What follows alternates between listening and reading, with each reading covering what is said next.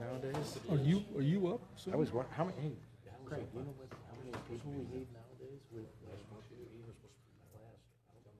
Well, yeah, just serve till they replace you. Otherwise, we don't have we can't even have meetings.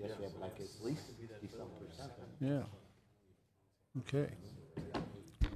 Good evening.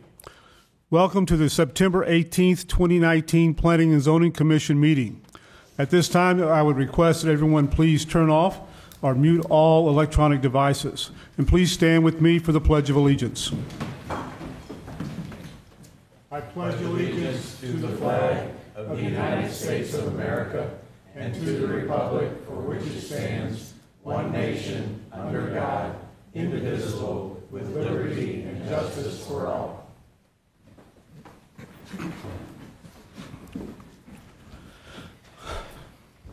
Conditional use permit requests will be heard tonight, and once the commission makes a recommendation, the applications will be scheduled to be introduced at the Tuesday, October 15th, 2019 County Council meeting. Public comment will be taken tonight and at the council meeting on Tuesday, October 15th, 2019. Public comment on the conditional use permit applications will not be taken at any meeting of the County Council held thereafter. Applications for rezonings will also be heard tonight, and once the commission makes a recommendation, the applications will be scheduled to be introduced at the Tuesday, October 15th, 2019 County Council meeting. Applications for preliminary subdivision plats heard during tonight's meeting will be voted on by the Planning and Zoning Commission during the meeting. The vote on preliminary plats is final. Only a recommendation for denial of a preliminary plat would be heard before the County Council. The following documents are introduced as a matter of record for this evening's public hearing and regular meeting of the Planning and Zoning Commission. Those documents are the Unified Development Ordinance of St. Charles County, including zoning maps, and the year 2030 Master Plan for St. Charles County, which includes the year 2030 Future Land Use Plan map. I see that we have a quorum. I have a motion to open the meeting. So moved. Is there a second? Second. All in favor, sign aye. Aye. A little instruction as to how our meetings run. I will read applications into the record. We will ask staff for their report and recommendation, and then we will call the applicant forward to present their application and answer any questions that the commission may have. Once the applicant is done, then we will open the hearing up for the public. Anyone wishing to speak for or against the application may come forward at that time. Once we have concluded the public hearing, we will ask the applicant to come back and address any concerns that may have arisen during the public hearing portion of the application. If you do speak, we would ask that you fill out one of our index cards. It's there on the rail so that we get your name and address correct in our minutes. The first item on our agenda is a rezoning and conditional use request at 2150 Technology Drive and 1 Doris Avenue and 3 Doris Avenue. Application number CUR 19-05. The applicant is Benson Automotive Properties. Property owner is Golden BC LLC. The existing zoning is R1E Single Family Residential District and R1A Single Family Residential District. Requested zoning is C2 General Commercial District. With this is also a conditional use request for the sale of automobiles and trucks. The 2030 Master Plan recommends industrial uses for this location. The parcel size is 7.34 acres. The location is on the east side of Technology Drive, approximately 400 feet north of Doris Avenue, adjacent to Interstate 64 and the city of O'Fallon, and it's located in Council District 2. Staff. Again, these are two requests. First, a rezoning and then a conditional use permit. And as was stated, it's a little more than 7 acres in location. You'll see in this aerial photograph. MasterCard wraps around, I would say, the property on two sides. And then you have Technology Drive, which you might call the interstate service road in some respects for I-64 on to the west. And then towards the south and southeast, there is a residential subdivision, Doris Drive. That's a county road, unincorporated. MasterCard is incorporated in the city of O'Fallon. The property has been used for, you might call it vacant agricultural. And in that respect, and given its context of its location, I would call it underutilized property because given its visibility, the land values, and et cetera. The master plan calls for industrial uses, and this would be in keeping with MasterCard's high technology corridor district zoning within the city of O'Fallon, right next door. Other zoning that could be compatible within the unincorporated county could include, for instance, I-1 light industrial district or high technology corridor district zoning in unincorporated St. Charles County. That's not what we have before you tonight because the owners have requested C2 zoning. And their particular use, and that in part I believe because of particular use, the auto dealership or auto sales would not be a permitted use in the high technology corridor district in the unincorporated county. In situations like this where you have two different applications at the same time, I like to look at them in two steps. First, is this the right place for the zoning that is being requested, regardless of the conditional use that's being requested? Is this the right place for commercial zoning, C2 zoning? And then second, if it is, the second question I'll ask myself is this the right location for this particular conditional use that is being requested? So in my mind, if you can't get past the first question, the second question is kind of moot. If it's not the right location for commercial zoning, then why even ask the question, is it the right place for that particular conditional use that might be allowed in that zoning district? So first, for C2 General Commercial District, again, given its location and its context, visibility from I-70, location next MasterCard, I would say that that the location is very good for commercial or light industrial uses. Having said that, it's next to residential, so there's a concern about impacts, land use impacts on the residential neighborhood for Doris Lane, so that should be taken into consideration as well. High Technology Corridor District would be compatible with the industrial recommendation, and I believe the C2 General Commercial District is generally compatible as well. It's kind of a step down from that.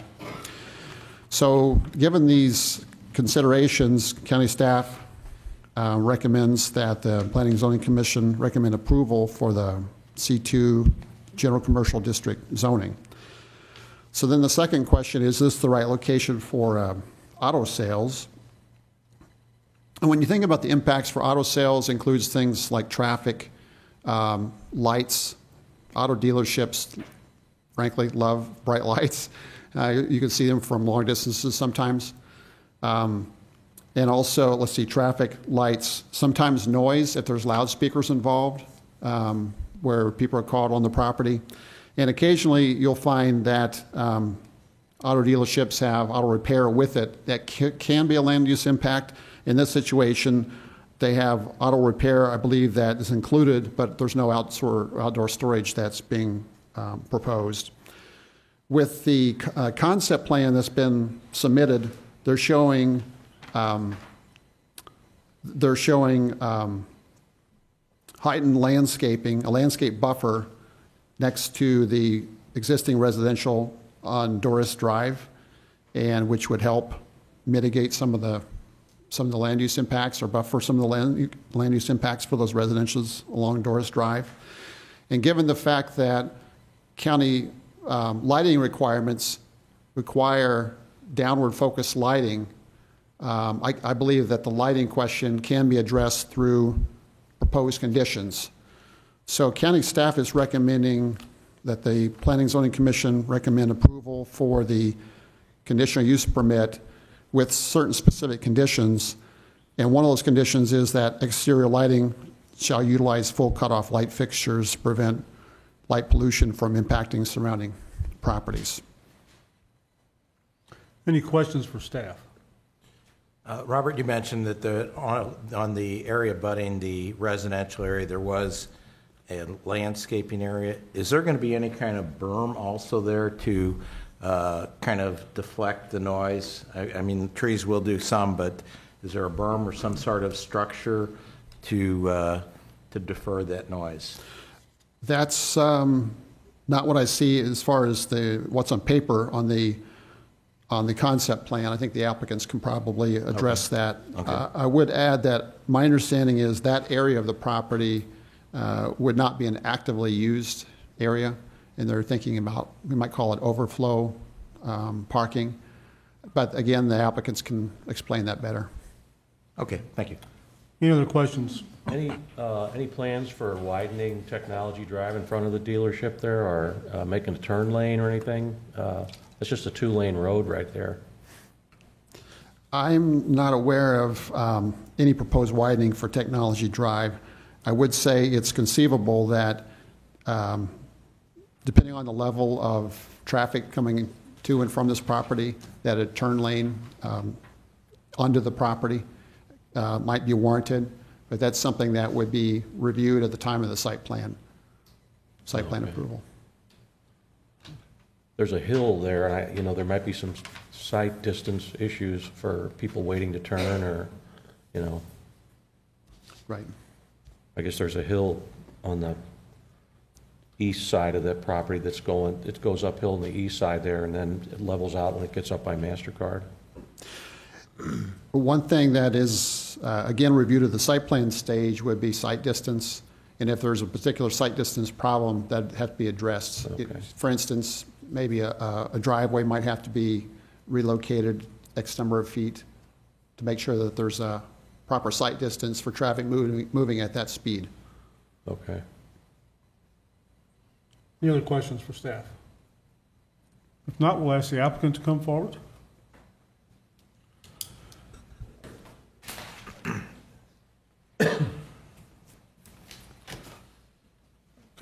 My name is Tony Benson. I got to swear you in. Okay. You going to speak also? You know the routine. Probably. Please raise your right hand. You solemnly swear or affirm that you will tell the truth, the whole truth, and nothing but the truth in these proceedings under the pains and penalties of perjury. Yes, I do. Please independently state your name and address for the record. My name is Tony Benson. My address is 208 Welling Circle, Greenville, South Carolina. And Larry Walker with Bax Engineering, 221 Point West Boulevard, St. Charles, 63301. Okay. Thank you. Go ahead. Of course, we're here representing ourselves in hopes of getting a CUP for auto sales on this property. Larry is with Bax Engineering. He's been helping me walk me through the process. Okay. Go ahead. Larry.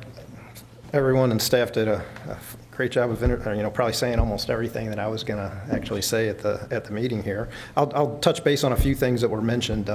One thing, talking about the property and the location of the building, the location of the actual building and structure itself will be on the western side of the property. I think there was some mention, so then you can imagine the dealership as you go to the east or towards the south, I guess, Doris Drive, there will be inventory parking over there, but there's not going to be, a lot of foot traffic in and out of the building, things like that going on down at that end. And we are showing a heavy landscape buffer down between the residents in this particular, project, which of course will have to meet county requirements for the buffer yard.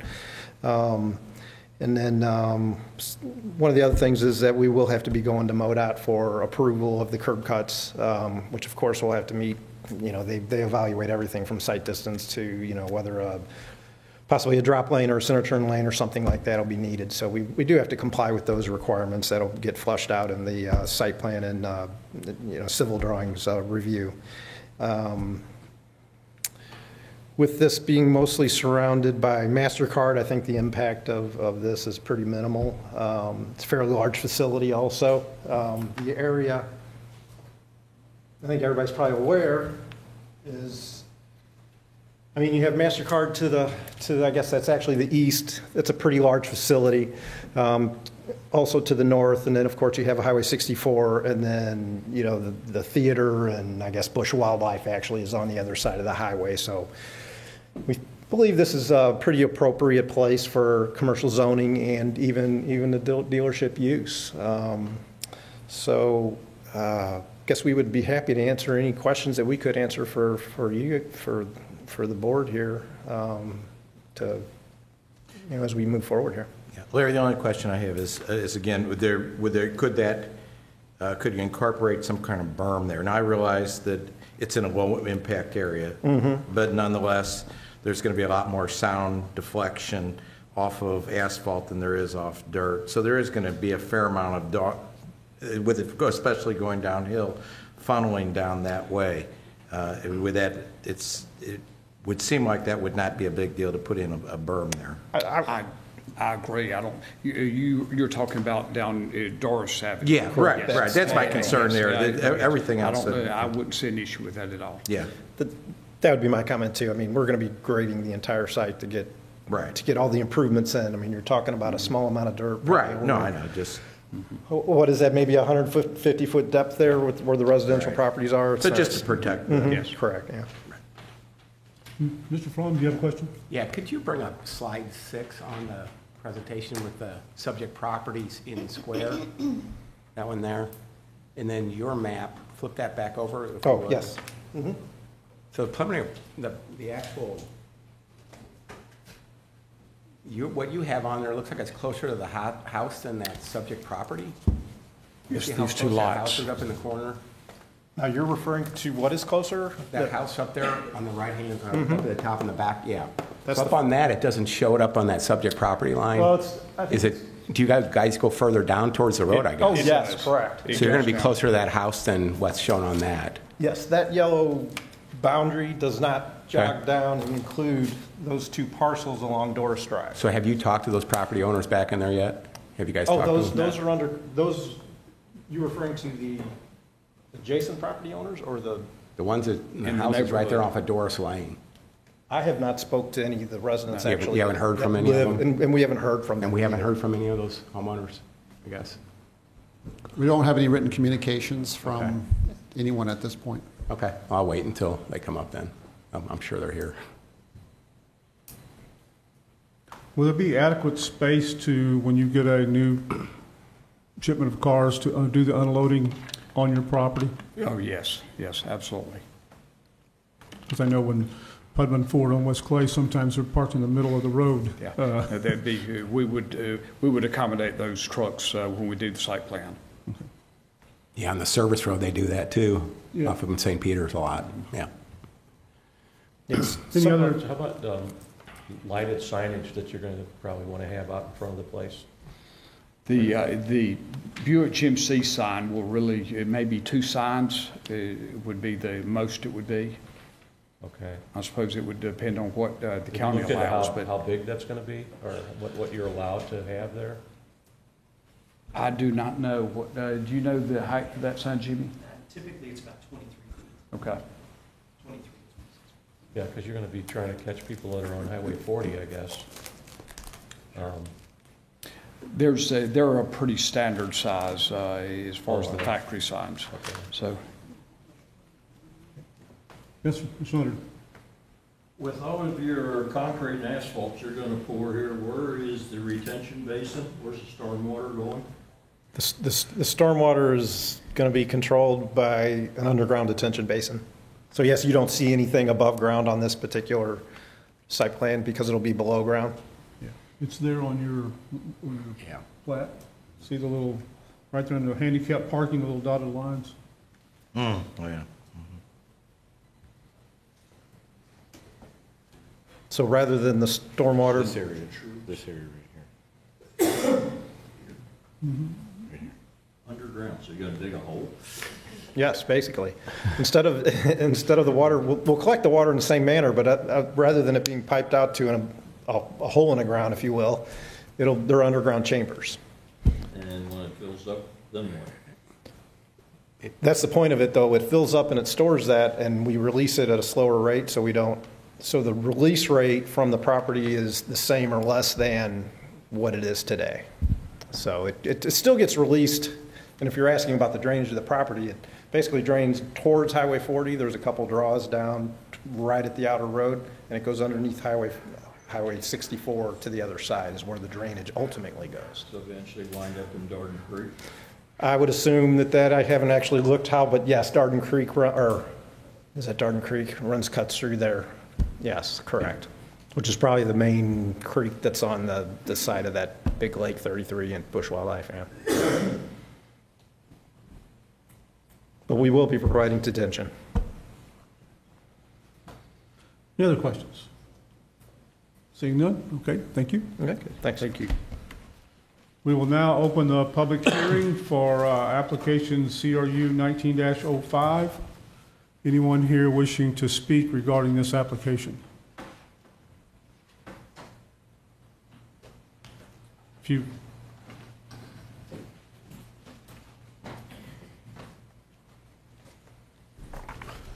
please raise your right hand. You solemnly swear or affirm that you will tell the truth, the whole truth, and nothing but the truth in these proceedings or in the pains and penalties of perjury? I do. Please state your name and address for the record. Patrick McKeon, 100 North Main Street, O'Fallon, Missouri. I am the Economic Development Director for the City of O'Fallon, and we'd like to make a few comments and express some concerns about this particular rezoning request and conditional use request. The City of O'Fallon has kind of looked at this property for many years in terms of having it on our list for potential annexation within the city. Seeing that it is now unoccupied, we are starting to look at the opportunity to consider it as part of our high-tech district, and which is joined there by MasterCard. So the idea that at this point, moving it from the county's own plan towards industrial or high-tech to C2, we think we do have a serious concern that that is not the right direction we'd like to see this particular property go. MasterCard is our largest employer. They have well over 4,000 employees now. They're continuing to grow, and we see it's a long-term opportunity not only for MasterCard, but companies like Tech Mahindra, which just located in O'Fallon, which supports MasterCard, other companies in the area that may have the opportunity to grow with MasterCard, that this is a prime location for them. And we see that an industrial or potentially a high-tech use for this site is much more appropriate at this point than potentially straight commercial. City of O'Fallon recently rezoned 100 acres right near this site to C2. So, we think that that could more than appropriately support C2 level activity. There are other locations along the 64 corridor, including near the auto mall, that could accommodate a car dealership. So we do think that there are other options for this particular user, within that corridor, same marketplace, and potentially use that. We also think that the idea that moving it to commercial, if the county would choose to do that, might be appropriate given the economic activity that's going on there. We do have a concern that the use of a car dealership is not the best use within commercial. As you well know, car dealerships don't generate direct sales tax for communities or the county. Sales is based upon where the purchaser of the car lives. So someone from out of state, Illinois, Warren County, wherever, could come in, buy that car, and pay their sales tax elsewhere. So, the idea that if you're going to make it commercial, we lose the opportunity to actually gain from commercial activity on that particular lot. And we do have a concern, as expressed here just a little earlier, that this kind of use and activity on Technology Drive will drive new traffic activity there, given that MasterCard has continued to grow parking lots and everything else to accommodate their high use, that, if ultimately you choose to approve these two requests, that we would like to see some serious look at traffic impacts that this will generate, public safety, high volume times for MasterCard, and we had hoped that we could work with the county to do what is best for not only the citizens of the county, business operations in the City of O'Fallon, but the St. Charles County in whole. So that's Any comments. questions for Patrick? Seeing none, thank you. Thank you. Anyone else wishing to speak?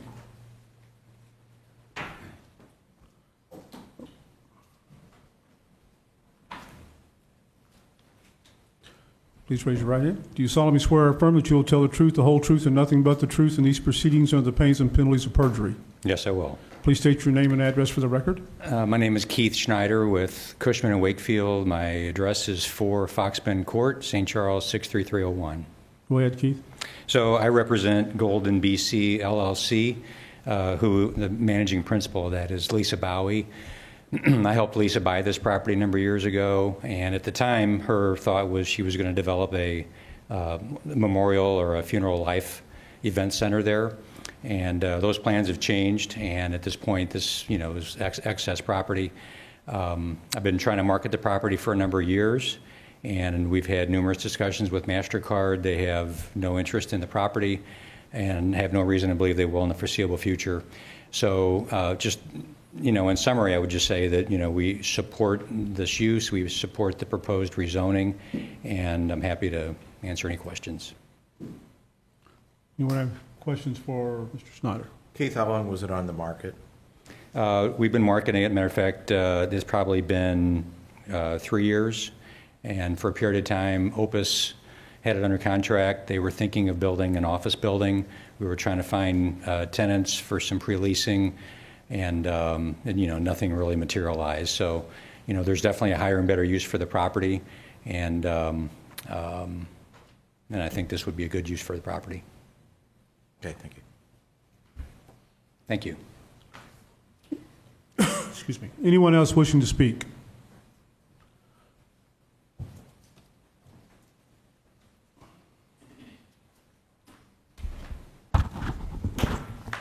Do you solemnly swear or affirm that you will tell the truth, the whole truth, and nothing but the truth in these proceedings under the pains and penalties of perjury? Yes, I do. Please state your name and address for the record. Thank you very much, members of the Planning and Zoning Commission. My name is Arnie C. A.C. Dinoff, public advocate and resident. And what was the other thing you said? I'm sorry. What Your did address. Oh, my mailing address is P.O. Box 1535 in O'Fallon, 63366. First of all, I'd like to make part of the public record. I'm very highly opposed to this. This has been a very controversial issue in the technology corridor about land usage. In the technology corridor, both in the municipalities and the county as a whole, we are running out of space. And we need to build this. Our technology corridor is being known and recognized nationally as a designation. It's a place to live, a place to recreate, and a place to raise families and educate their children. The first thing I'd like to make a matter of public record is a proper notification, and I don't see where there's a certified list of mailing to surrounding property owners.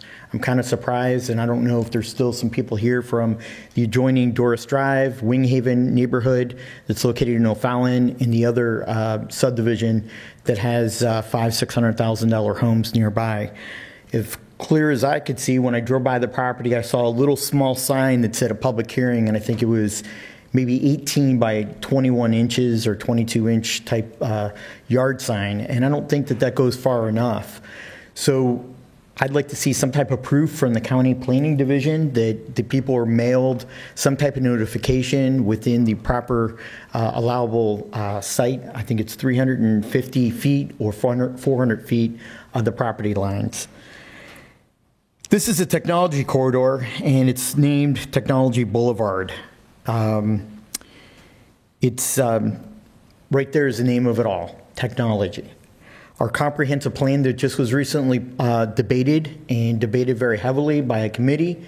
Recommendation to the Planning and Zoning Commission was fully majority, overwhelmingly by Planning and Zoning, recommended to the County Council, and that comprehensive plan was passed in 2018 and was passed with flying colors.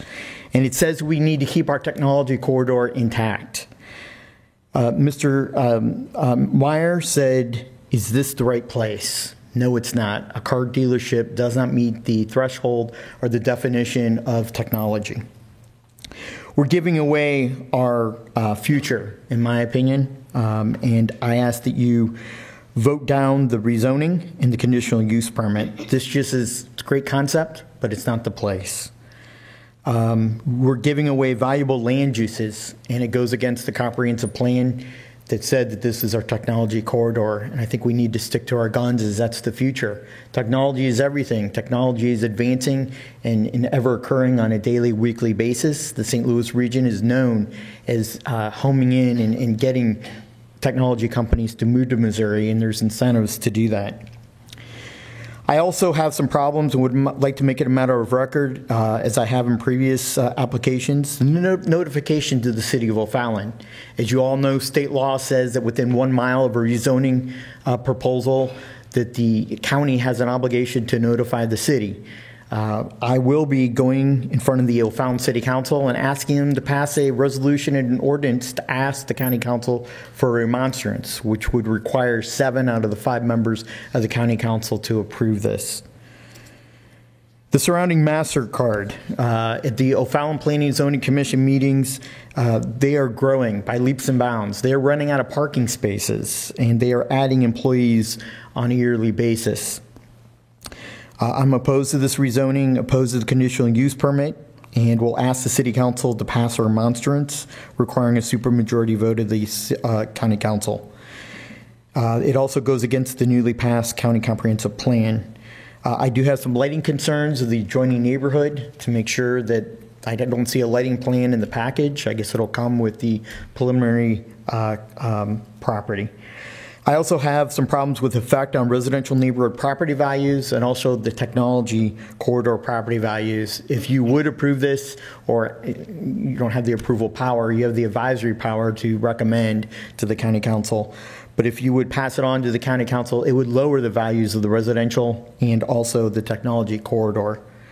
I believe, as our economic development director of the city of O'Fallon said, Mr. McKeon, other land options, and there's better access to I-64 of nearby parcels that give the Buick dealership some other opportunities. The traffic study, we have kind of seen once again, the cart before the horse. Where is the traffic study? I feel that with the MasterCard, I don't know if any of you have experienced people going to MasterCard between 6 o'clock and 9:30 in the morning, but it's a traffic jam. And at night, between 3 o'clock and 6 o'clock, again, it's a traffic jam. What will this dealership do to the ever-growing traffic issue at that corridor of Technology Boulevard? Right across the street is a Mercy Healthcare Center. I have some concerns about the landscaping, about the berms, and staff did not recommend any conditions for derelict vehicles, for damaged vehicles unsightly that may sit on the property for more than 30 days. Unfortunately, if you drive around town and see some of these new car dealerships, they get a lot of wrecked vehicles in their body shop, and some of them sit there for 6 months, 2 years without being touched or moved. What about unlicensed vehicles? What about the storage of parts? I don't see a condition about that to protect the county and the adjoining neighborhoods. And solvents. Some of these dealerships like to keep drums outside, and so I don't see a condition there saying no outside storage. The signage, I would be opposed to any pole signs and would be in favor of monument signs. There are some runoff issues to kind of address that, but I think because of the slope of the property, you're looking at causing some flooding to the adjoining neighborhoods. Again, there's no comments from our partners in utilities.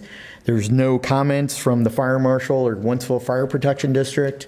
And of course, this will not affect school district about turning radius because it's a commercial piece of property. But the bottom line is I'm highly opposed to this rezoning and conditional use permit. It's not the proper place. It's not the place to put a car dealership. And I ask that you vote this recommendation to the county council down. I don't feel that this is the place to put this, and I feel it would be detrimental to the growth of technology and our economic development opportunities. Any questions for Mr. Didoff? Thank you. Thank you. Anyone else wish to speak this public hearing? If not, we will close the public hearing and ask the applicant to come back if you so choose.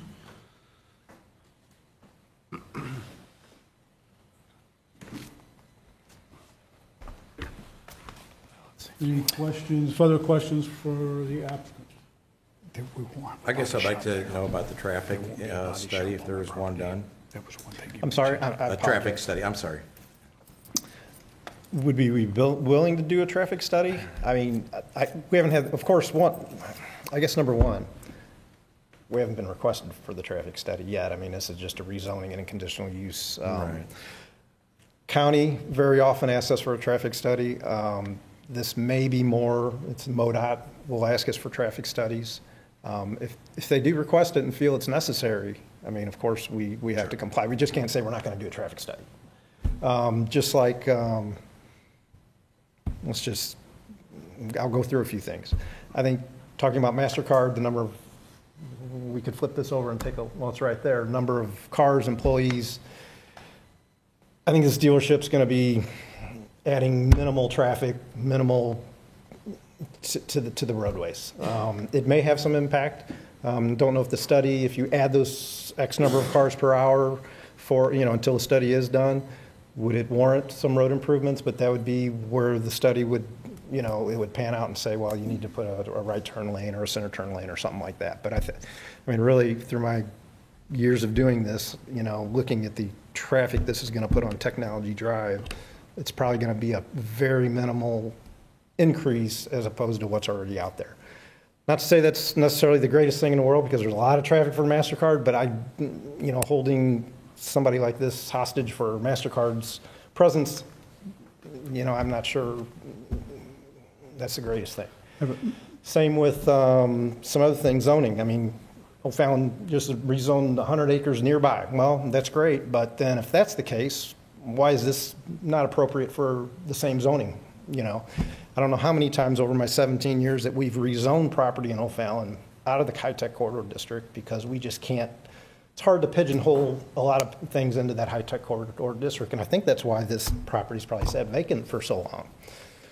So at what point do we allow, commercial zoning within the high-tech corridor district to help facilitate development? I mean, we've been doing that for forever since I started at Bax Engineering. We've been rezoning properties just because, when you're looking at the high-tech light manufacturing and office, it's just finding those big users, it's just very difficult to do. And then you're only looking at a 7-acre parcel, which maybe is the other problem, that you just can't, you can't get a huge user for that size parcel. I would say touch base on the runoff. Even if we didn't have detention on this property, we're not going to flood anybody. Water goes down underneath the highway.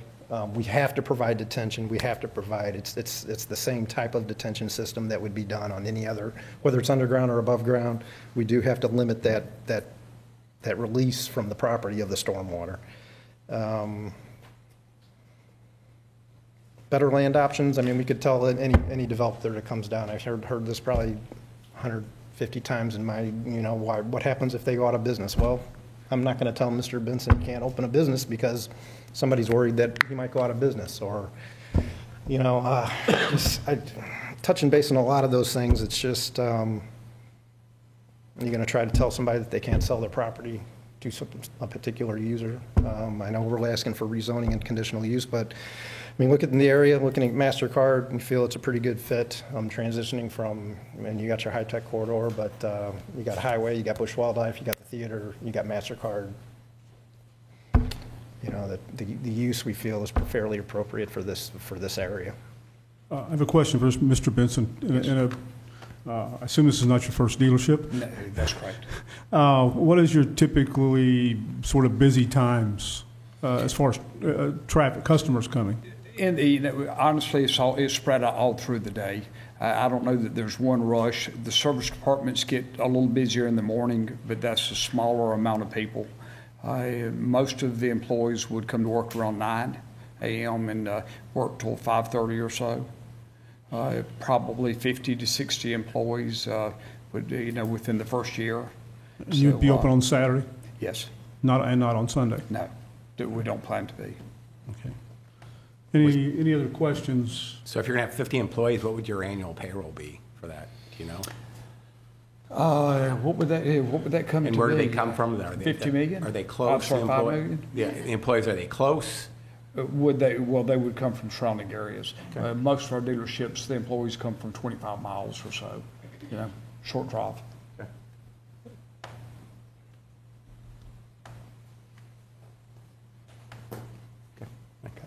Rankin. Yeah. Yeah. Are you familiar with Rankin Technical College? No, I'm sorry, I'm not. You should get familiar with. Yeah. Any other questions?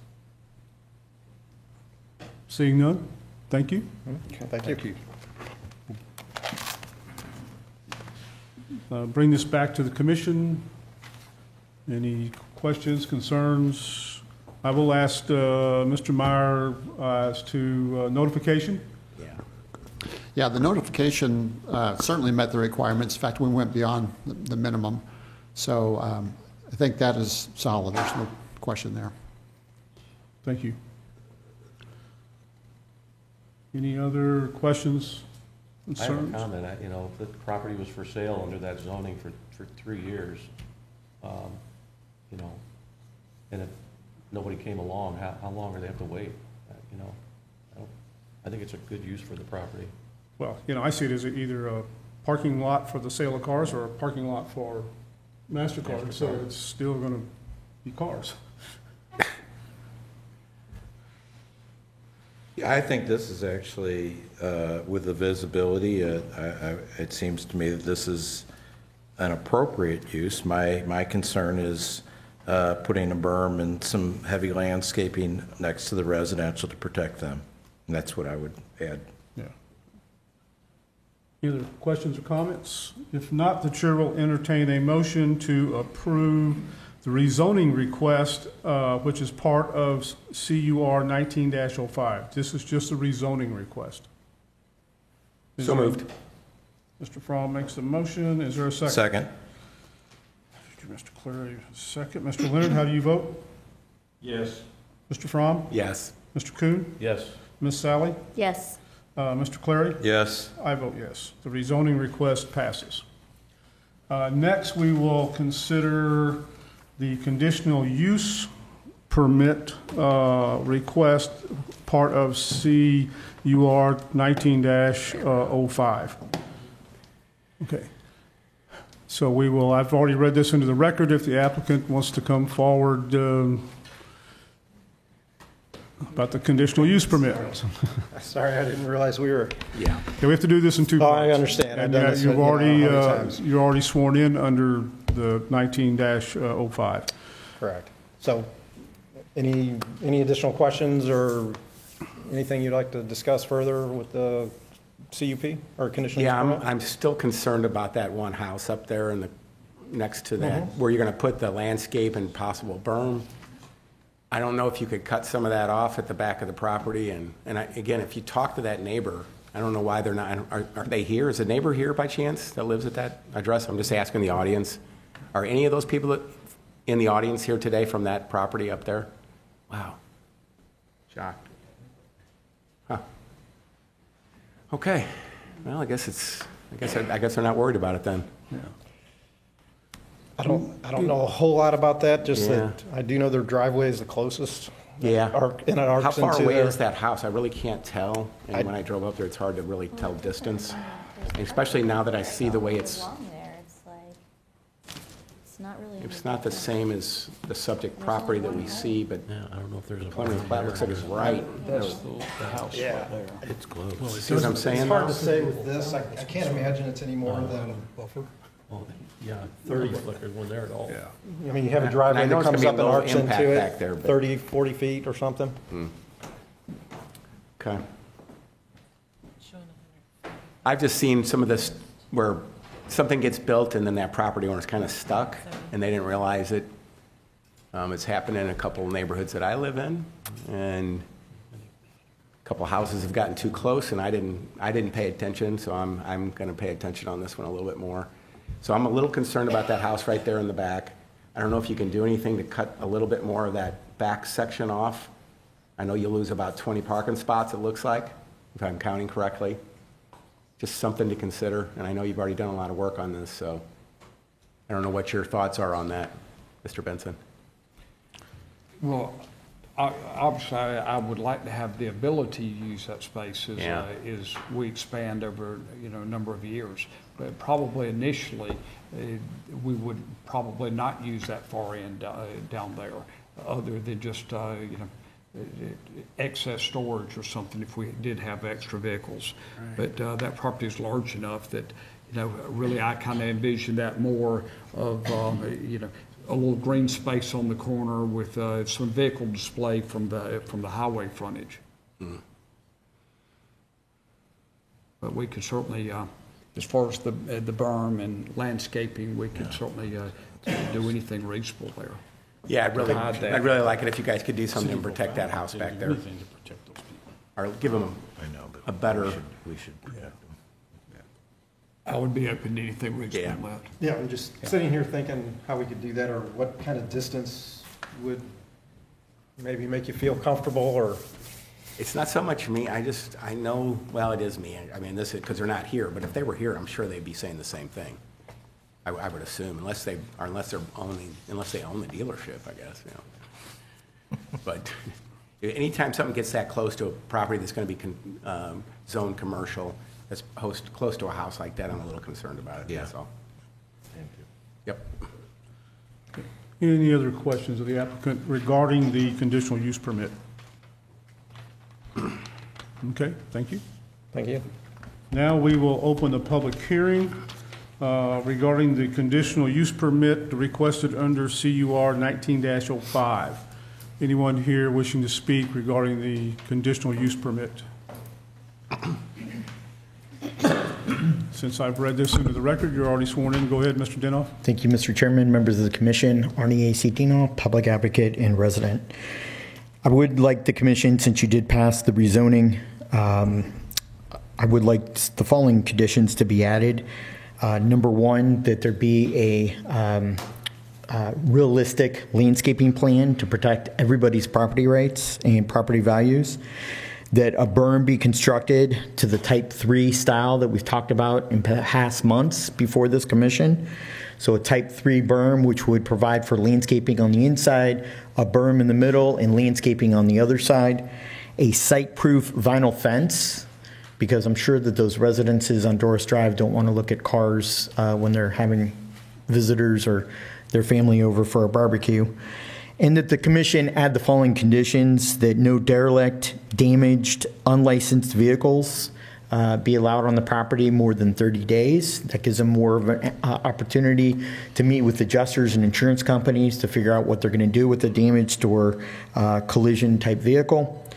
And that you provide the condition that no parts be stored on the outside of the building at any time.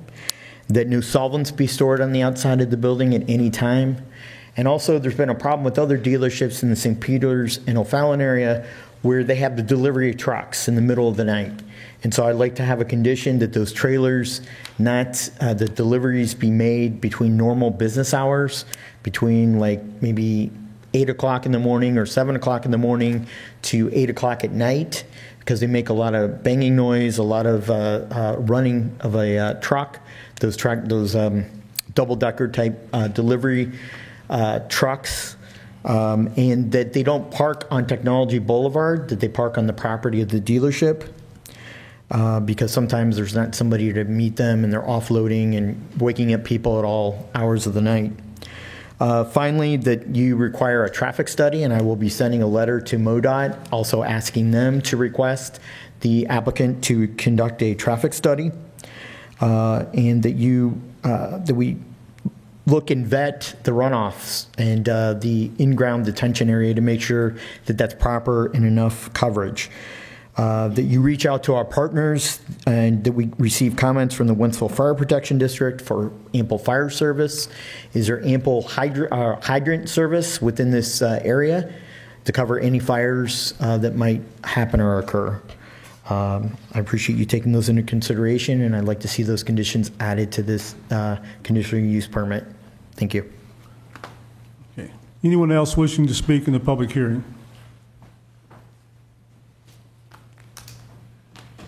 Go ahead, Patrick. You've already been sworn in. Thank you very much. I want the opportunity to make lemonade out of lemons, and now that it has been rezoned, or with that recommendation rezoning, definitely would like to make the offer to say that we'd love that opportunity to promote this as a C2 site to potential permitted users that would generate revenue for both the county and the city, and so if this body would choose to go that direction, we'd definitely like the opportunity to promote that. We've had a number of sites within the city of O'Fallon that have been on the market for many, many years. We've just relocated Cosmos. They're expanding, growing global company on 20 acres that's been vacant for 20 plus years. We just located Dynaflex into nearby this site, 10-acre site. They're a high-tech manufacturing company that's going to create 160 jobs. The opportunities are there. The demand is there. So instead of going down the path of potentially a conditional use permit, which is not a more non-traditional use of a zoning, we would love the opportunity to market this site for its intended use as a C2. So that, like I said, just looking to make a lemonade out of lemons. Thank you. Thank you. Anyone else wishing to speak as part of this public hearing? Seeing no one, we will close the public hearing, bring this back to the commission for consideration. Anyone have any questions of staff, comments? I guess I'm trying to, as Patrick just was talking about, how that would be navigated in terms of, we've zoned it C2, where we voted to zone it C2. Are we then only approving it with this use on C2? No. Or does the C2 zoning just stay with this, or the conditional just with this purchaser? No, it would stay C2. Okay, it would stay C2. Yes, this is a recommendation for commercial zoning that you are now making with a report to the county council. And obviously, it would be up to them whether to rezone it to commercial or not. And now you have it under consideration for the conditional use permit. Conceivably, something could be zoned C2, but a conditional use permit might be turned down. That might be something that would happen. Or both could be approved, or both could be denied. So should it be approved, the commercial zoning, but not the conditional use permit, it could be any use that's allowed by right in that district. It could be used for that purpose. And I would say that businesses do come and go over the years. You may have a really strong business for 10, 15, 20 years, and naturally there's turnover. So what you're looking at is the long-term, is this the right, does this use classification, commercial, is this the right location for it, regardless whether it's a car dealership or some other commercial use. Okay, thank you. For the One other thing I mentioned really quickly in terms of automobile repair.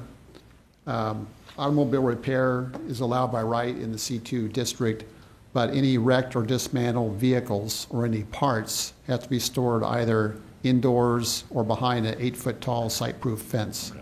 So that is a requirement now of our C2 zoning district. So if we were to deny this conditional use, I would think that the property owner wouldn't want the property zoned C2 either, and they'd probably go to the county council and ask them not to approve it. So you're denying it either way. Any other questions? The chair will entertain a motion to approve the conditional use permit for the sale of automobiles and trucks presented under CUR 19-05 pursuant to the recommendations and conditions proposed by the county staff. And I would like to add the condition of that a berm be constructed on that south end with the landscaping as a condition.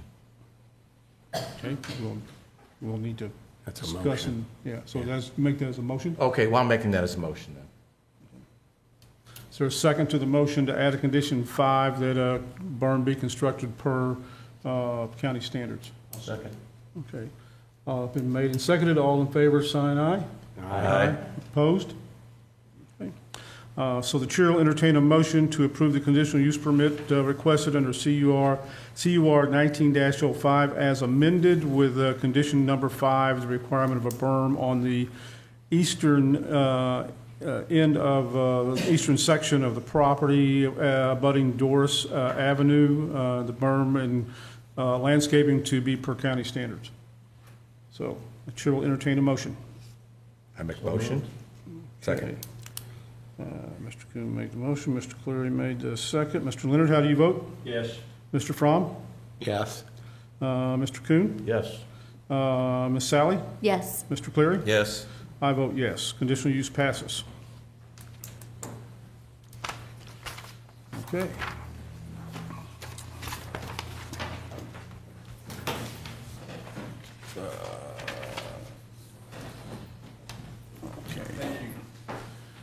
Next on the agenda is a rezoning request. The location is 7370 Weber Lake Road. The application is RZ 19-11. The applicant is Paul and Holly Stump. I believe I got that right. Property owner is Holly Stump. Existing zoning is A, agricultural district with density floodway overlay district. Requested zoning is C2, general commercial district with density floodway overlay district. The 2030 master plan recommends agricultural use. The parcel size is 3.7 acres. The location is on the east side of Weber Lake Road, approximately 700 feet north of the intersection of Weber Lake Road and Portage Road, near the town of Portage de Sioux, located in Council District 6. Staff. All right. On this application, staff is currently still proceeding through flood recovery analysis. Some of our inspectors were out doing flood inspections, and they submitted pictures of buildings as they go through this whole process. This came to our attention because the pictures submitted showed that the property is currently being used in what is considered a general commercial C2 type of permissive use. This is, as you can see, it's called Paul's Auction and Appraisal LLC, which drew our attention. Staff did put this through our code enforcement procedures, and we advised the current applicant that this would require a zoning change, but it would also require a building use change. The property was originally, I believe it was either floodplain is what they called it in 1959, but it was rezoned to heavy industrial in 1969. The owner at that time rezoned a considerable little area here, about 10 acres, to heavy industrial. We never really found any evidence that it was ever used for heavy industrial purposes. However, we do understand that on the corner here, there are some I'm not quite sure I would call them industrial uses, but they do have employees on site, and there are some storage and warehousing type of situations. But from that 1969 rezoning to heavy industrial, in 2008, the current owner at that time rezoned the property to agricultural. They had intended to build a house. They built the pole barn previously, and they intended to build a house on that property. So that is why it was recommended for approval to agricultural zoning. You also heard mentioned the density floodway area. It is in a floodplain. The building itself is elevated. However, access to the property, parking lot, things of this nature are all below the base flood elevation. The property is also, as you can see, is located to the northeast of what we consider a minor intersection. It's It's major to the people that live out there, but it's minor in terms of commercial uses. So with all of that, staff is recommending that the rezoning request be denied. Any questions for staff? So if we deny it, what happens to that building that's on there? They just can't run the business out of it You then? just can't run a business out of it. If you remember, council changed where you can have a pole barn on vacant property for personal use now. Okay. So it would be a moot point at this point. Okay. Okay. Any other questions? If not, we'll ask the applicant to come forward.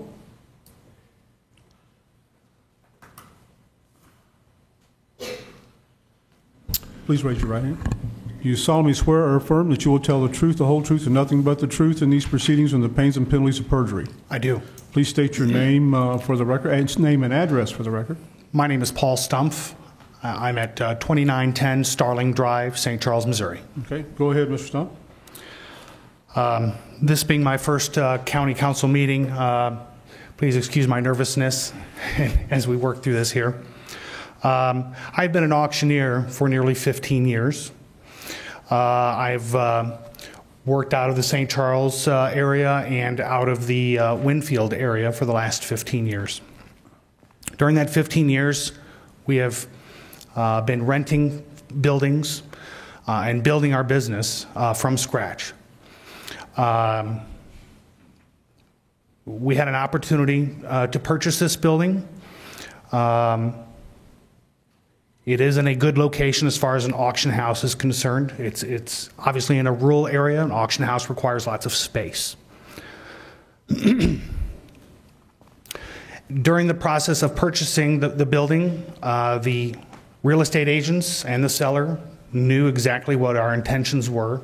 There was no mention at all about any concerns about it being in an agriculturally zoned area. Our contracts we have state that it's a commercial contract. What we are simply asking is that it be rezoned back to either the light industrial or commercial so that we can continue our business. We usually hold auctions about once a month, perhaps in the future twice a month, usually on the first Saturday morning of each month. The rest of the time, the building is a storage building. We have spent a significant amount of money not only purchasing the building, but also with parking lot, landscaping, a lot of other minor upgrades to turn it into a public auction house. We serve a significant, we provide a significant need to the community as an auction house. We provide services that most auction companies can't provide, such as taking anything from one item to a warehouse of items. Our most common customer is usually children of deceased parents who have no idea what to do with their parents' goods or personal property. We are also personal property appraisers, so we provide an opportunity to give education as far as what people have and what they can do with some of their personal property. We also provide other needs in the community, such as fundraiser auctions for organizations such as Care to Learn and the Megan Meyer Foundation.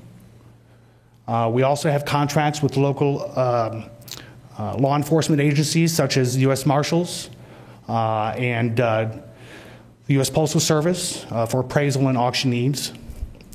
We have approximately 8 employees, 2 of us which are full-time. We have literally put our blood, sweat, and tears in building this business. By denying the ability to give us the correct zoning would effectively put half a dozen people out of work, not to mention in severe debt after purchasing the building and doing the upgrades that we have. We are very familiar with the neighbors that we have next to us. They are also in favor of the business that we are trying to do. We had in no way had any malicious intent whatsoever, as we were just simply uninformed of the proper procedures with purchasing a building in this particular area. So we respectfully request that the zoning be to the appropriate zone to conduct a monthly auction, to continue providing these services not only for my family, but also to the local community as well, who benefit from the services that we provide. Thank you. Any questions for Mr. Stump? So that's what my kids are going to do with all my stuff when I die? Exactly. Exactly. Good to know. They'll take the items that they want, and then they'll give the rest of us. Any questions? Seeing none, thank you, sir. Thank you. We will now open the public hearing for application RZ 19-11. Is there anyone here wishing to speak regarding this application?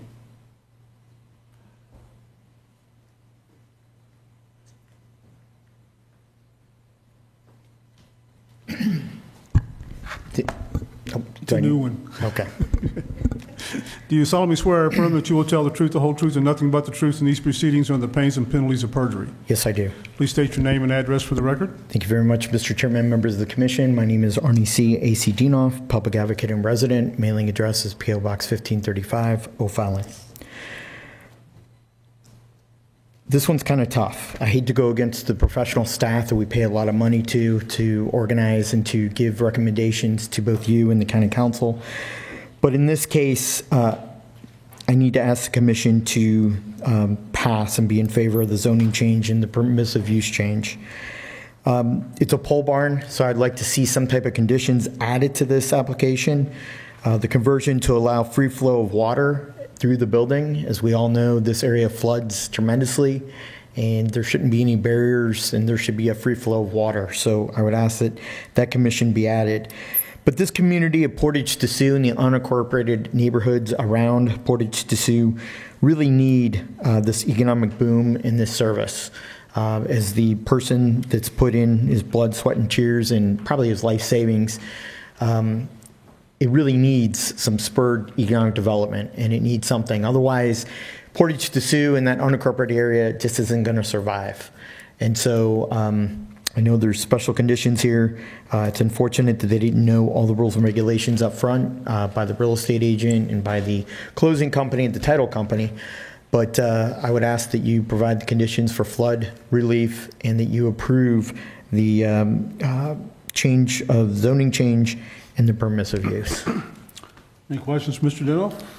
No? Thank you, sir. Anyone else wishing to speak during this public hearing? Seeing no one, we will close the public hearing. You want the applicant to come back? Any questions for the applicant? Okay. If you can come back, sir. Thank you. To address the flooding issue, as previously stated, the building was built up. At no time during this past year's flood did water get into the building at all. It was, it would have needed to come up at least another 3 to 4 more feet just to even reach the building. I was able to drive to the building at any given time during the flood process. There was some water on the road, but 6-8 inches at most. If the building had been there during the flood of '93, the building still would have been dry. The water would not have come up. As far as open floodway, I don't know what that is, but there are 2 large bay doors on the building, front and back. Water would flow right through it if it ever came to that situation. But at no point in time did the water ever get close to the building. I got a question. Who told you that wasn't underwater or your building wouldn't have had water in '93? Whoever told you that? The neighbors that were full of hooey. Okay. We have the land survey, which shows that the water would not have reached the building during the flood of '93, and we also were able to Look at your map up there. Yes, sir. That subdivision was totally underwater in '93. Yes, sir. Yeah. Everything to the town of Portage was underwater. Yes, sir. There were homes in Portage that had 3.5 to 4 feet of water in the house. Yes, sir. There was not a dry spot between that location and my residence on the corner of Reese Road and 94. I'd like to clarify, sir. The building was not there in '93. Right. But you just The- said the it bu- had water in The it. building was built up significantly. I looked at that today. Okay, according to, Your building would have been flooded.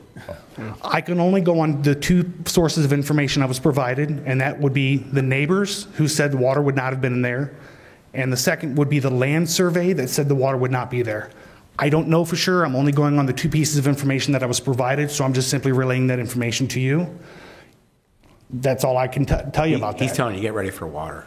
I'm sorry? He's telling you, get ready for water. Right, right. So I can just simply tell you that this past flood, which was, as I understand it, was close to the flood of 93. 3 feet below it. Okay. That's a lot. The water would still have to have come up 3 feet to reach my building. Well, I know that area. I've lived there all my life. Yes, sir. And in my opinion, that is the very worst location for any commercial zoning, period. Okay. All I can tell you, sir, is that as an auction house, we're not open every day. It's once a month. And it is easy to make preparations for flooding situations. The product that we have is out of there every month. Floods are predictable, and the product can be moved. There's very little to no significant impact to the building if water were to get in there. I don't anticipate this happening on an annual basis, I would think, but it's certainly tolerable for the occurrences that for as many times as it's happened, as far as that amount of water, it's certainly tolerable with this type of business. Any other questions? Not? Thank you, sir. Thank you. Bring this back to the commission for our consideration. I do have a question for the staff. Now, if it were to remain agricultural use, and I know that's not what the applicant's asking, would there be a conditional use that it could fall under the agricultural zoning? Because it looks like there's quite a few different conditional uses. Can you see any one that it would fall under in that? You want to answer that? Go ahead. Well, that was the first thing that we did look for. Okay. Was for a conditional use. Right. When I can't find something, I do discuss it with the director. Right. And at that point, since we couldn't find anything, it's either rezone. The other alternative would be to ask county council to place a conditional use in there for an auction house. What we looked at, though, was more the case of the public coming on site, right, and also employees.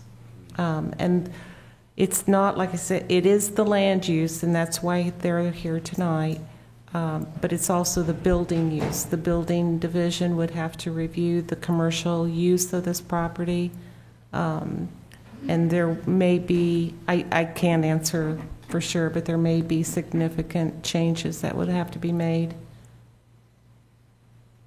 Okay, thank you. Now the like 5 buildings, I don't know what my directions is here on looking at this picture. The 5 buildings, let's say to the south, that's heavy industrial? That is currently heavy industrial. That was what was rezoned in 1969. From what I understand, the current owner at that time had intended to expand a heavy industrial use. And if you're aware, there are a lot of heavy industrial zoning areas in the northern part of St. Charles County. There was a lot of anticipation that the railroad would bring heavy industrial development. And that's currently being used as heavy industrial? From what I understand, it's not heavy industrial type of uses. It's more in the, there's warehousing going on. I understand that. I think there might be some car repair, which would be a general commercial with, general commercial allows car repair on its own. But no heavy industrial use. Mr. Leonard, Give you some history on the building itself. The buildings, some of them were built and constructed in 61 and 62.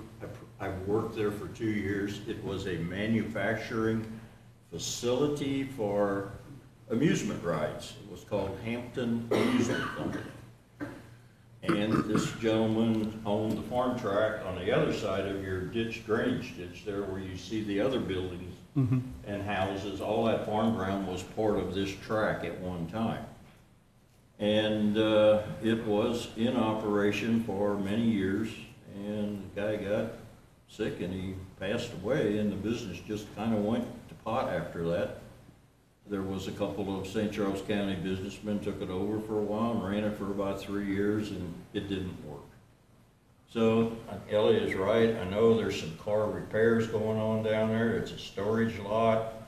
There's also a limousine service running out of that location. And some other junk and other things around there. If you get up close, it's not a really nice, pretty place anymore. It was at one time. But it was all underwater in '93 also. Okay. So having this next door would be compatible to what's happening in these buildings? Yeah. Yeah, having the auction house next to these buildings, the commercial use are compatible. We're not putting commercial against residential. Yeah. You're putting commercial zoning in some place that there isn't right now. Well, yeah. And again, this other stuff was all built in there before we had the bigger and larger flood area too. Any other questions, comments? Okay. Chair will entertain a motion to approve application RZ 19-11, which would be the rezoning of 7370 Weber Lake Road from A agricultural to C2 general commercial district. Make a motion? Ms. Claire makes a motion. Is there a second? Second. Mr. Kuhn makes a second. Ms. Sally, how do you vote? Yes. Mr. Cleary? Yes. Mr. Leonard? No. Mr. Fromm? Yes. Mr. Kuhn? No. And I vote yes, it passes 4-2.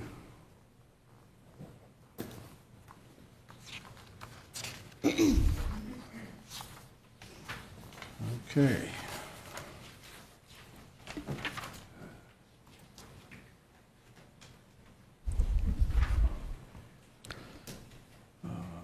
Next on the agenda is rezoning request.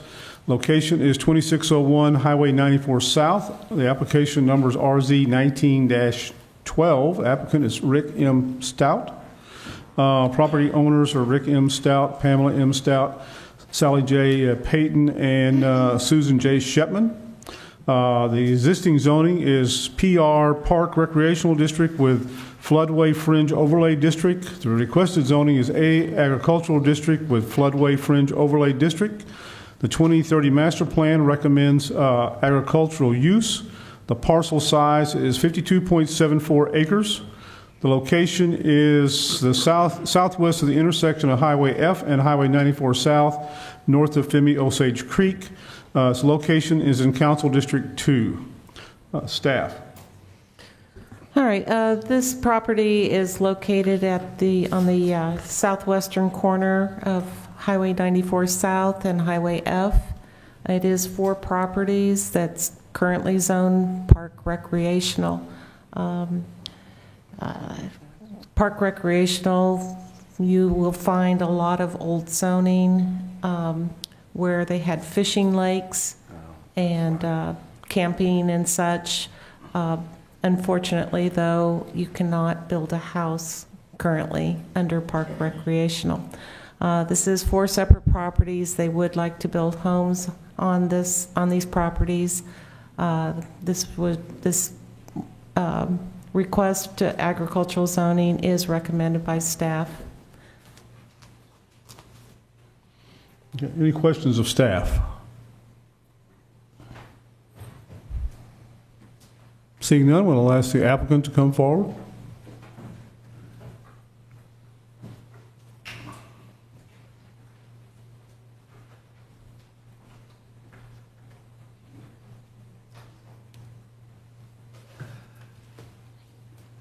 Good evening.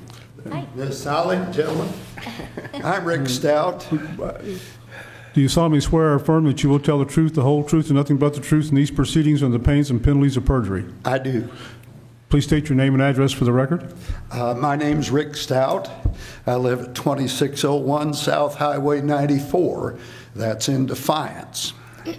And the property that I live on is the southernmost property that's shown there on the map. It's about 12 acres. Built my house in 1998. My family's been on that property since 1973. And it's been used since then to raise horses and hay and for us to live on.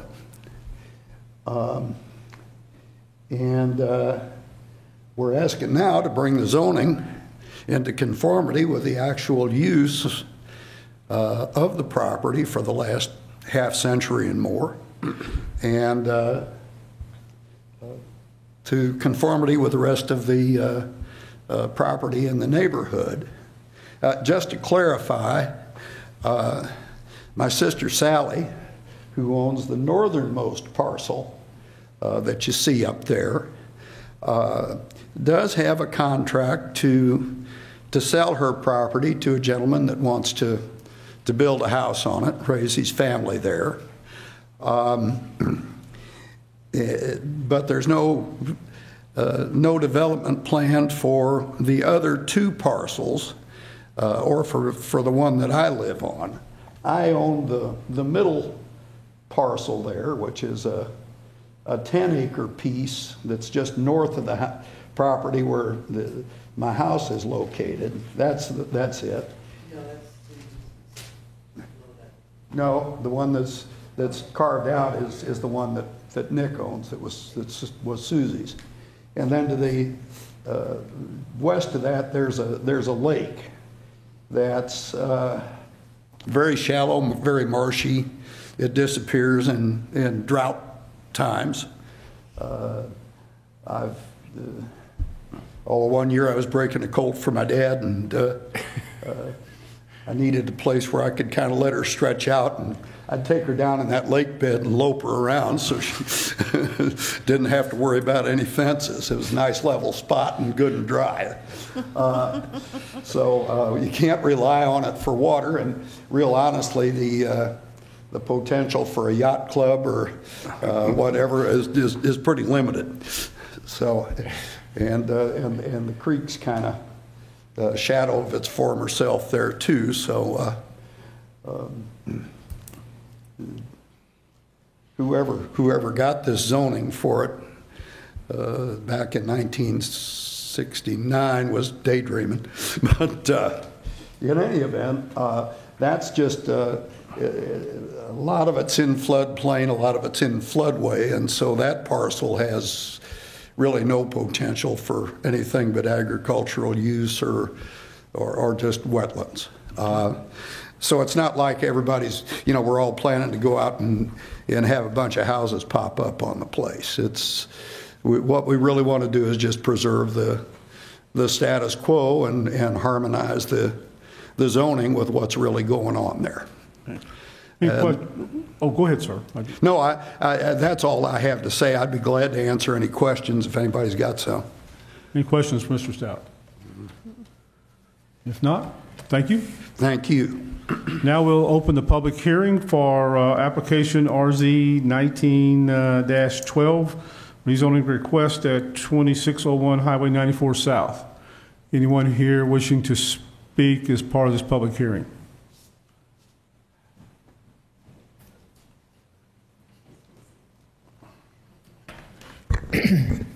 You solemnly swear or affirm that you will tell the truth, the whole truth, and nothing but the truth in these proceedings on the pains and penalties of perjury? Yes, I do. Please state your name and address for the record. Thank you very much, Mr. Chairman, members of the Commission. My name is Arnie C. A.C. Dienoff, public advocate and resident. Mailing address is P.O. Box 1535, O'Fallon. First of all, I'm not exactly sure how this property got into Park Recreational District with the floodway fringe. I understand the floodway fringe part, but I really believe in private property owner rights, especially in this part of the county. And so our 2030 master plan recommends agricultural. Everything south of Missouri Highway N would require a 5-acre minimum for any construction of homes.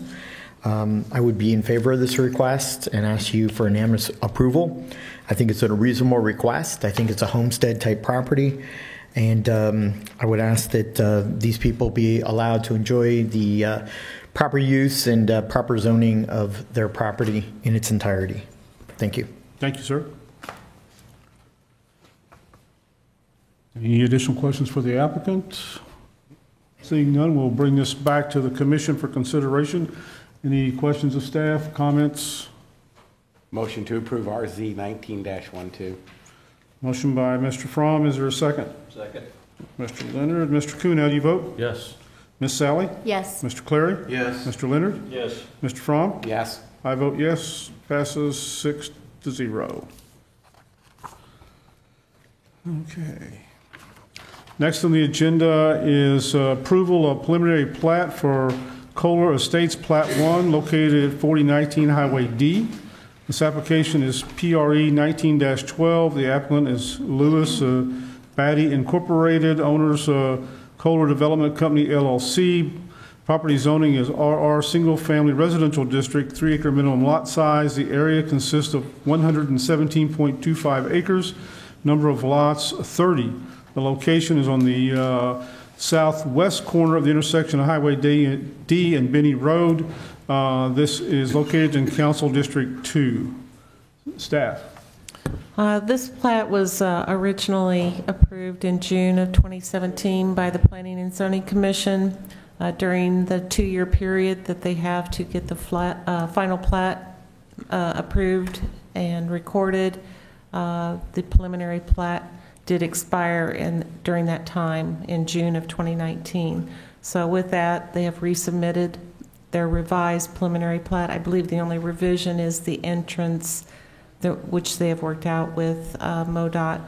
Nothing else has changed on the plat. So staff is recommending approval.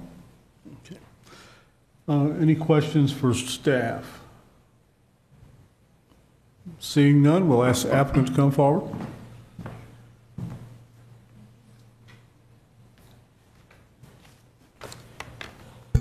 You solemnly swear or affirm that you will tell the truth, the whole truth, and nothing but the truth in these proceedings from the pains and penalties of perjury. I do. Please state your name and address for the record. Sure. For the record, my name is Bart Corman with Lewis & Beatty Surveyors and Engineers. Our address is 101 East Walton, Warrenton, Missouri. Go ahead, sir. All right. Staff just basically said the summary of it. Just two small things that hit we were probably on schedule to meet the 2 years, but early on in the process, Mr. Jim Kohler passed away, so that kind of slowed the family down a little bit on the development, and then we had an issue with the Corps on a creek crossing. They required us to get a cultural clearance, and the cultural clearance SHPO letter required us to do a cultural study. The study came back, minimal findings, and moved on, but those delayed some of our process as well as you know, this spring wasn't the best for construction as well. So a few of those small things just racked up, and we just missed the window by a few months, and we're ready to finalize it up and get it done. Any questions for the applicant? If I recall, there was some discussion about sites along the highway there. I assume that was addressed before this was developed? The site distance on that MoDOT entrance? Yeah, right. Yeah, we had to go through the MoDOT entrance approval process. In the original construction plans, we got an entrance on both sides approved, straight across from each other from MoDOT. Due to cost and timing, on the revision, MoDOT, we got a new permit from MoDOT for just this entrance on this side. They'll get the other entrance later down the road. Okay, so the way it's set to develop then is this side will develop completely first, is that what's anticipated, and then That's what eventually the other side? That's what it sounds like, but you never can tell with developers. Sure. I might be back here in a couple months doing the other side. You never know. All right. Thanks. Any other questions for the applicant? Seeing none, thank you, sir.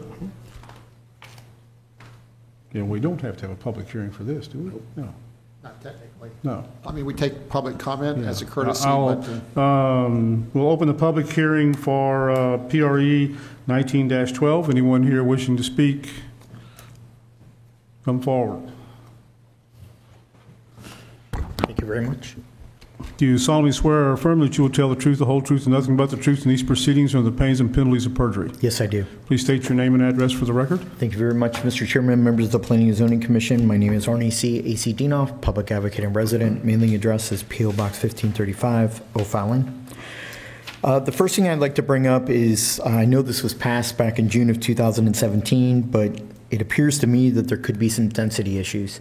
As you all know, the committee and the county council and you all set, I believe, the Highway N corridor, I think it was Hopewell Road area, as 3 acres, that's north, as 3 acres a lot minimum.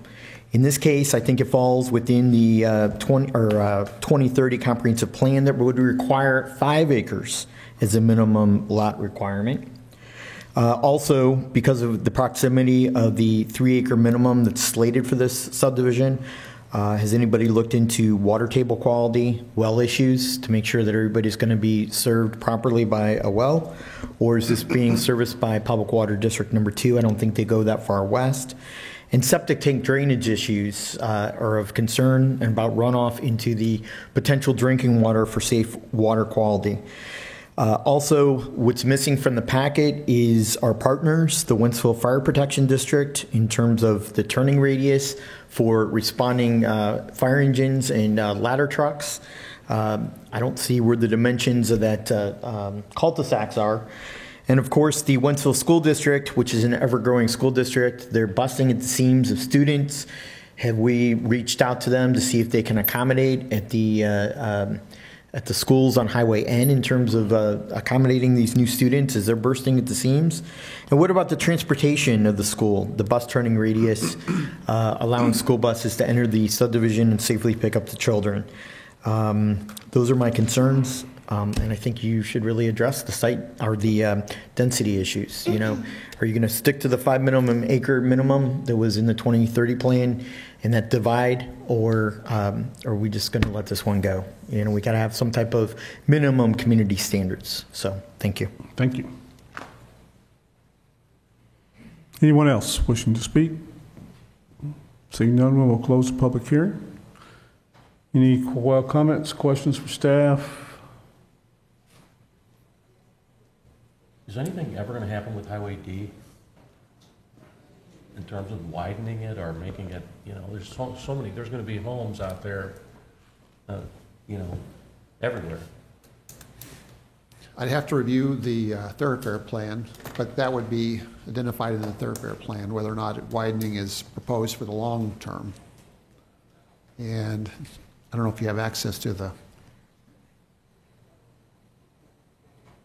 Not sure she did that.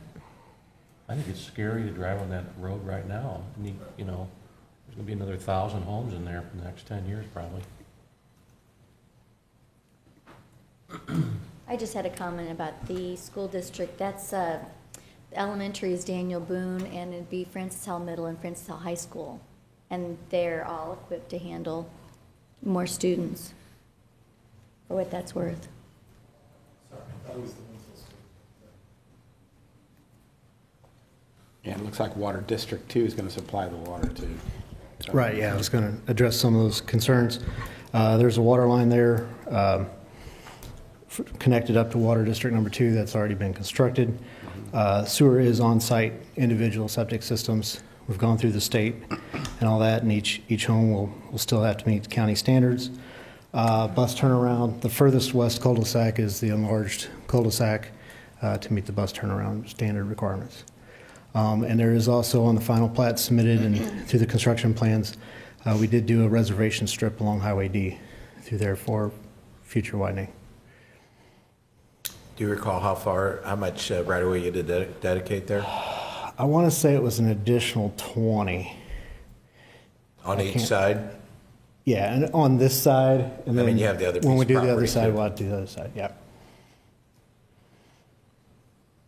Any other questions?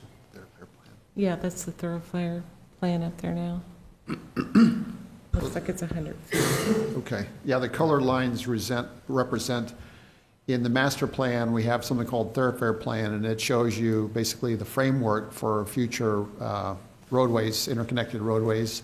And it does show that at some future date, this highway would be widened conceivably. So we're anticipating a right-of-way need for 100 feet, is that right? 100 feet. So when we when plats come in along roadways with thoroughfare plan designation, we will request often additional right-of-way along those corridors in order to accommodate future widening. Now, I have to, I want to add, I know it's kind of late, but this is an interesting point. MoDOT is telling us, though, that they don't necessarily want little pieces of right-of-way given to them helter-skelter in rural areas necessarily if there's not concrete plans to widen that roadway within the next few years. What they mean by that is, you know, our thoroughfare plan may show that out in a rural area that some year or some decade, we're anticipating a much wider roadway. But MoDOT requires that they don't be provided right of way or don't accept right of way unless there's concrete plans within the next few years to widen that roadway. And they feel like, I think it's what they've said is it's so speculative for one thing, and the other thing is then they have to maintain this additional width they don't necessarily know that they'll need. So that's an interesting The key point. word there was decades is probably what it's going to take before anything happens. Yeah. Be a while. So consequently, what we do on a plat is we don't require them to dedicate it, but we call it a reservation strip. And you'll see right there, they have 1.8 acres reserved. That's the crosshatched area. Right, and it makes sense too that that would be MoDOT's position, because if they redid Highway D, they may not even use this area. I mean, you know, sometimes the highways will shift. You just look at the Page interchange, how that shifted through the years, depending on what was the Something that plan. we've been doing very consciously is when site plans and plats come through our office, we require that buildings and parking lots be set back such that if the road is widened, it's not going to take their parking lot, it's not going to take their building at the time that it's widened. So they may require an additional setback, and that's how we deal with the potential for future road widening. Whose bailiwick is it to determine when road should be widened? As Tom brought up, there's going to be a lot of houses. There's already been a lot built along D and DD. Who does that? Who implements the study, or who implements the action? Well, it's all part of a planning effort for the county. We have transportation studies that the county performs, but obviously it also involves the state as well, MoDOT, for instance. And sometimes we work in partnership, and there's times when the county sees the need for road widening and MoDOT is not ready necessarily financially to put the money forward, and so the county has put the money forward in order to advance the project. So a lot of times it'll be the county and MoDOT or MoDOT. Okay, thank you. Any other questions? No. Thank you, sir. Thank you. Chair will entertain a motion to approve application PRE 19-12, which is a preliminary plat for Kohler Estates Plat 1 located at 4019 Highway D. So moved. Second. Mr. Fromm was the second. Mr. Clary was the motion. Mr. Leonard, how do you vote? Mr. Leonard? How do you vote? Yes. Mr. Frum? Yes. Mr. Kuhn? Yes. Ms. Sally? Yes. Mr. Clary? Yes. And I vote yes, it passes 6-0. Okay. We have no continued items. Next on the agenda is approval of the minutes from the August 21st, 2019 regular meeting. Chair will entertain a motion for the approval of the minutes. So moved. Is there a second? Second. All in favor, sign aye. Aye. Minutes are approved. Other business, planning and zoning division update. Staff? I don't have a specific report for you tonight. That's good. Okay. With the end of our agenda, Chair will entertain a motion to adjourn. So moved. All in favor, sign aye. Aye. We're adjourned.